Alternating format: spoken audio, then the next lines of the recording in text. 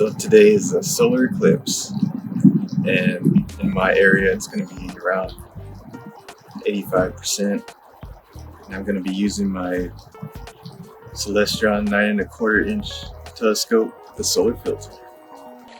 So now I have my telescope pointing straight at the sun with an AstroZap solar filter and an ASI Air with a ZWO 2600 MC Pro camera and a Celestron 9 1/4 inch telescope with a 0.7x focal reducer, as well as a 177mm guide scope and off-axis guider, which I actually won't be using that part since it's not necessary.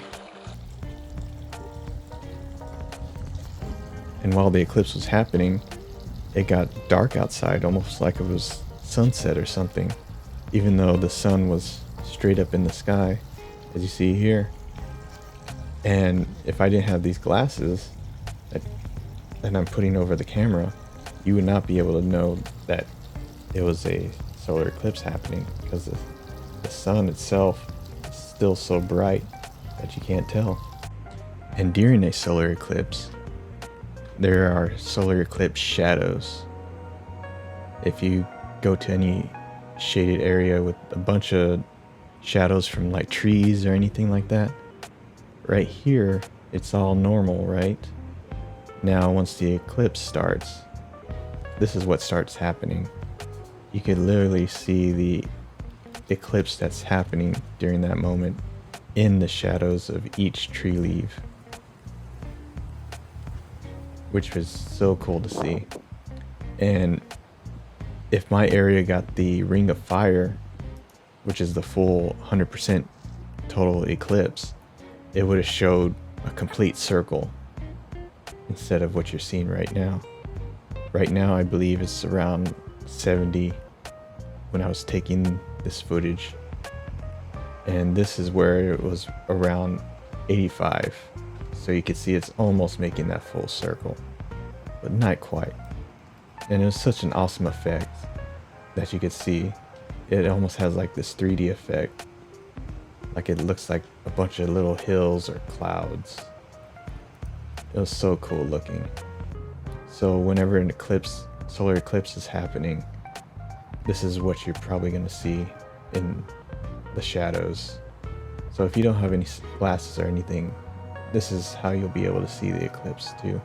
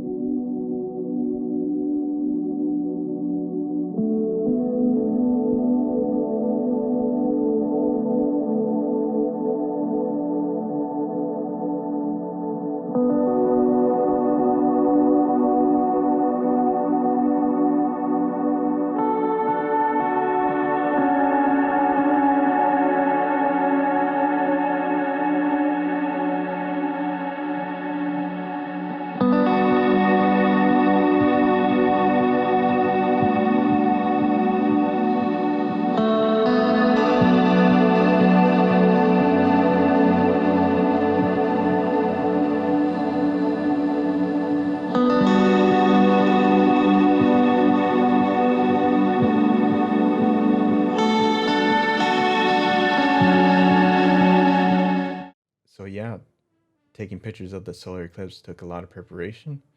It's a lot different from taking pictures of anything else at night.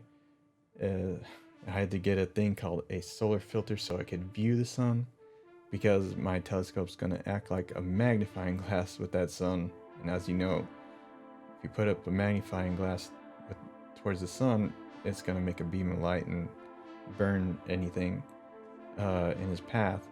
And the last thing in my telescope's path is going to be the camera. It's going to burn all that up. And another thing that the solar filter will do is, dim out the sun enough to where you can see it, and not, blow out your camera where there's just too much light going through it. So that's another thing that solar filter does. Yeah, I got the solar filter about a month beforehand, after waiting several months to get it in, and as soon as I got that thing in, I got some crazy virus, and my liver was like huge on my side, and it was a whole thing. I think I got like a bacterial infection from eating oysters or something. I really think that's what it was, even though everything came back negative, so we never really found out what it was. They gave me some medicine and got it down, and I'm good again. So yeah, that's a whole nother thing. But I was able to test out the solar filter the Monday before, because it was just cloudy pretty much the rest of the. It was going to be cloudy the rest of the time, so that was my only chance to try it out. So I tried it out, and I was trying to get the sun in focus, and I could never get it in focus. And then right when I think I got something, the clouds rolled in. I thought I had more time, but apparently not. So yeah, that was awful. So I was panicking because I was like, the next time there's no clouds is the day of the eclipse. So I was kind of panicking about that. And then the night of the eclipse, I was waiting for these clouds to pass by, and finally at 6 a.m. they go away. I was like, man. So I set up my telescope to polar line, and when it's supposed to do a polar line, it's supposed to move 60 degrees to the left, and for whatever reason it would start slowing to the left, and around 45 degrees it'll just slow down and go zzz, and just pretty much come to a stop almost, and it would say, oh, the slew came to a stop, couldn't polar line. And I'm freaking out. I'm turning everything on and off. I'm turning the mount on and off. I'm unplugging the USB and then plugging it back in. I'm restarting the ASIR. I'm doing everything. And then finally, whatever combination I did from turning it on and off the mount and moving up how fast it slews, finally it slewed 60 degrees, and I was able to adjust it for polar alignment, and I got it lined up with Polaris, and yeah, I got it just at around 7:10, I think it was, and the sun gets up around 7:20 over here. So I just got it just in time. And the point of, getting Polaris is so it tracks, it goes to that, it's able to align, when you align it, it will align with everything in the sky. So you could go to it and it'll track it, exactly where it's at. So with the sun, you want it to be able to go to it and then track it. So yeah, I got that. And during this time, I'm just trying to get the sun in focus, and finally right when the eclipse started, I got it in focus, and I saw the eclipse coming through on the sun. I was like, yes, finally. I'm able to see this thing after messing with it for almost 2 hours. So that's why if you look at my images, you don't see a full circle of the sun when it first starts. It just goes straight to the eclipse, and then the rest, I just get the rest of the eclipse, and then a full circle of the sun. So yeah, I got it just in time. I was a little disappointed that I wasn't able to capture any sunspots. I had to look at it a little bit more and test it out a lot more to see if I could maybe figure out how to get those, or if not, I could kind of see like a little yellow spot where I think they're supposed to be in my images. but you could just barely tell. So yeah, if you plan on getting the solar eclipse, just make sure your camera is like around 0.05 or so, or 0.02. So, or else it's gonna be, the sun's gonna be too bright for you to capture. And make sure the tracking on your mount is set to solar, and you should be good to go, you know, beyond the solar filter. And I'm gonna show you all the little crazy marks that I had to do because I was freaking out about the solar filter and stuff. So yeah, I will show that video right after this.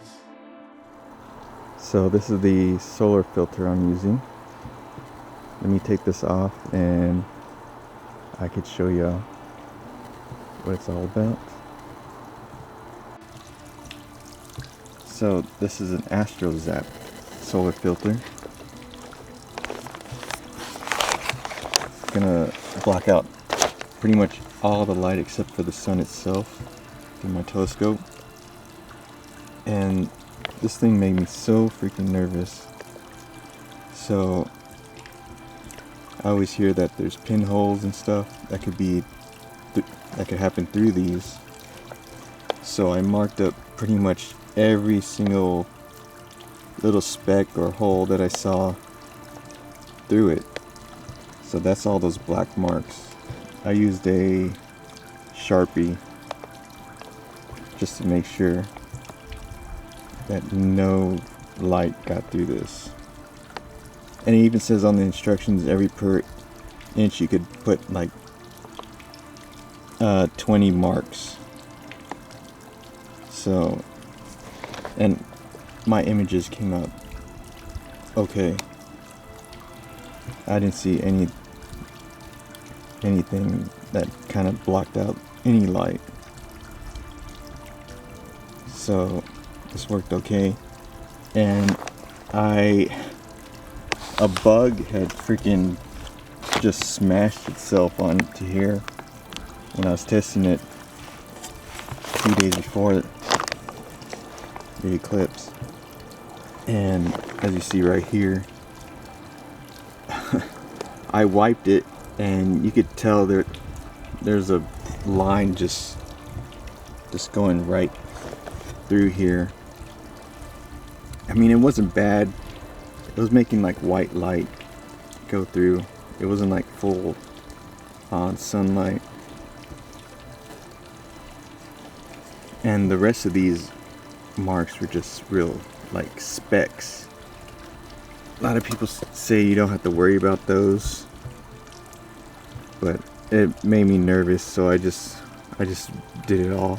Because these glass filters, there could be like little specks of light that could pass through, and usually it's not enough energy to cause any harm. But I just wanted to make sure. Like, this filter's only like $200, while my telescope is like, you know, thousands. So, you know, who cares if I mess this up when it comes to thousands of dollars in telescope equipment. So, but yeah, this was fine. It's all good. So yeah, that was the eclipse. Hope you all enjoy. Later.